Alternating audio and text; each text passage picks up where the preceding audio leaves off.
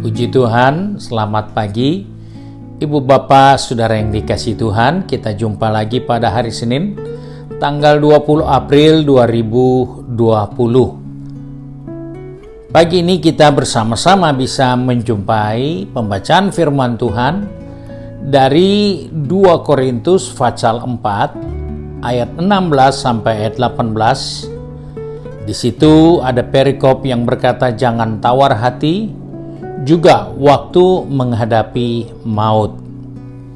Firman Tuhan berkata dalam ayat 16 sampai 18 seperti ini. Sebab itu kami tidak tawar hati, tetapi meskipun manusia lahiriah kami semakin merosot, namun manusia batiniah kami dibaharui dari sehari ke sehari.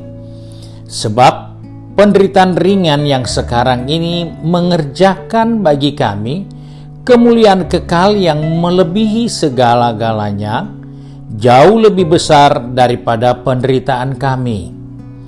Sebab kami tidak memperhatikan yang kelihatan, melainkan yang tak kelihatan. Karena yang kelihatan adalah sementara, sedangkan yang tak kelihatan adalah kekal. Ibu bapak saudara yang dikasihi Tuhan, kita jumpa suatu pengalaman hidup seorang pemimpin umat Tuhan yang bernama Rasul Paulus yang menceritakan bahwa dalam pengiringannya kepada Tuhan, dia menjumpai satu kondisi yang tidak bisa dihindari, bahwa dia mengalami kemerosotan, dia mengalami kemunduran, kelemahan, dan dia mengalami hal-hal yang merupakan kegagalan dalam hidup, atau dikatakan juga jemu. Tapi itu hanya terjadi untuk manusia fisiknya. Untuk bahagian yang terjadi dalam tubuh ini, bahwa tubuhnya mengalami kemerosotan, menjadi lemah, menjadi merosot, menjadi gagal, menjadi redup, menjadi jemu dengan begitu banyak kegiatan. Tetapi hal itu bukan menjadi fokusnya, bukan menjadi perhatiannya. Walaupun dia temukan dia jemu, dia temukan dia merasa makin lemah. Tetapi itu hanya terjadi pada fisiknya. Sedangkan di balik pergumulan yang dia hadapi ini, dia katakan ternyata ada hal yang lebih baik dalam kondisi itu, yaitu manusia rohaninya. Kehidupan manusia rohaninya ternyata mengalami peningkatan, mengalami pembaharuan, direnovasi dari hari ke hari, selalu dibaharui terus dan tidak berhenti. Dan itulah yang menjadi perhatian Rasul Paulus, bahwa dalam menjalani kehidupan ini ada banyak hal yang membuat kita mungkin jenuh, mungkin kita merasa makin lelah. Itu tidak bisa dipungkiri karena memang itu manusia fisik. Dari bertambahnya waktu akan mengalami kemunduran, kekuatannya akan berkurang, kemampuannya akan menjadi lemah, dan banyak hal bisa terjadi dengan kehidupan ini. Tetapi jangan kita terjadi lemah untuk manusia rohani kita, karena ternyata di balik kelemahan manusia fisik ini, manusia rohani kita dibaharui, setiap hari dibaharui.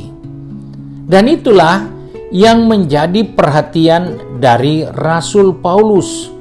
Dia katakan ini yang memperkenankan dia, ini yang membuat dia memperhatikan dengan baik bahwa di balik penderitaan ternyata ada program pembaharuan yang dia alami. Nah, dalam kehidupan yang nyata kita jumpa ada orang biasa mengeluh, saya sudah sekian tahun jadi pengikut Kristus, tapi sepertinya saya nggak banyak tahu, saya nggak banyak ngerti apa yang selalu saya baca, saya dengar. Dan hal itu membuat banyak orang berkata, ya saya tidak tahu harus berbuat apa dalam kekristenan ini. Yang penting kita ada gereja, bisa dilayani kalau ada apa-apa. Nah, ibu bapak saudara kasih Tuhan, dalam hidup ini kita mengikuti program belajar. Kalau kita masuk di dalam sekolah dan kita sedang belajar,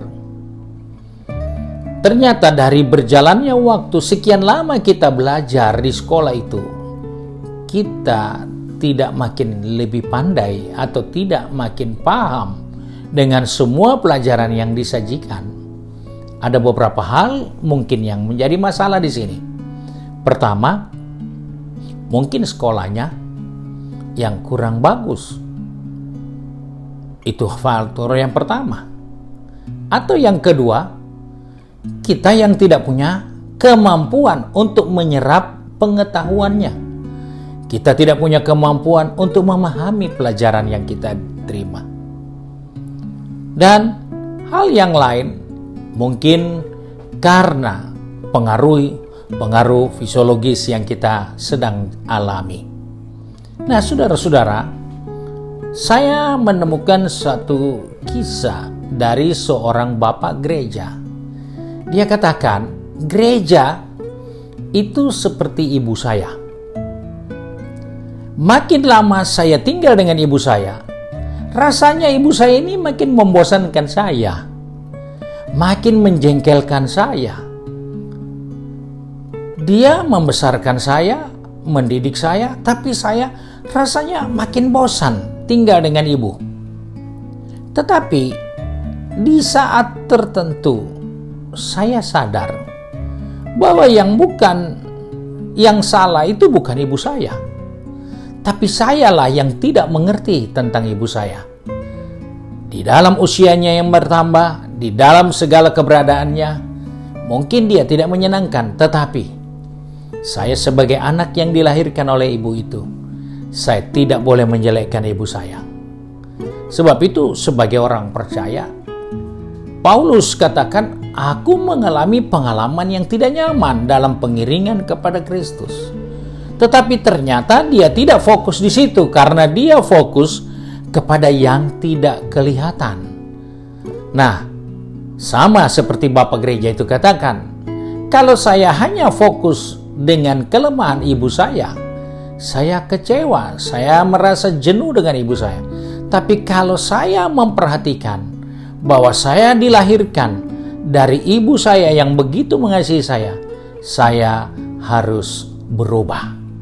Nah, sebab itu sebagai orang percaya, Paulus katakan, saya tidak fokus yang kelihatan, tapi yang tidak kelihatan. Biarlah sepanjang hari ini, apapun yang kita akan hadapi, mungkin kelihatannya tidak nyaman, tapi fokuslah untuk yang tidak kelihatan, karena itu yang kekal.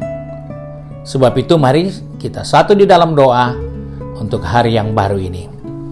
Tak putus-putusnya kami datang kepada Bapa di surga dengan mengucap syukur bahwa Engkau merencanakan sesuatu yang baru setiap hari bagi manusia rohani kami. Walaupun secara manusia kami menemukan fisik kami makin melemah, situasi kondisi iklim dan cuaca yang tidak mendukung kesehatan, kami berada dalam suatu kondisi di mana pandemi penyakit sedang merajalela di seluruh muka bumi ini.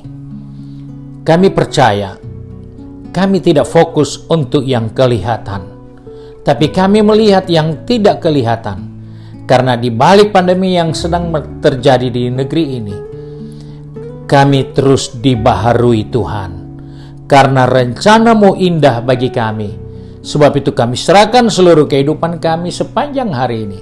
Pegang tangan kami, atur langkah kaki kami, supaya dari hidup kami ini, kami mengalami pembaharuan, dan itu menjadi perhatian kami di dalam pengiringan kami kepadamu. Terima kasih Bapa untuk hari yang baru. Kami bersyukur untuk penyertaan dan perlindungan Tuhan sepanjang hari ini. Dan oleh sebab itu kami berdoa di dalam nama Tuhan Yesus Kristus, Juru Selamat kami, majikan kami yang baik dan setia. Haleluya. Amin.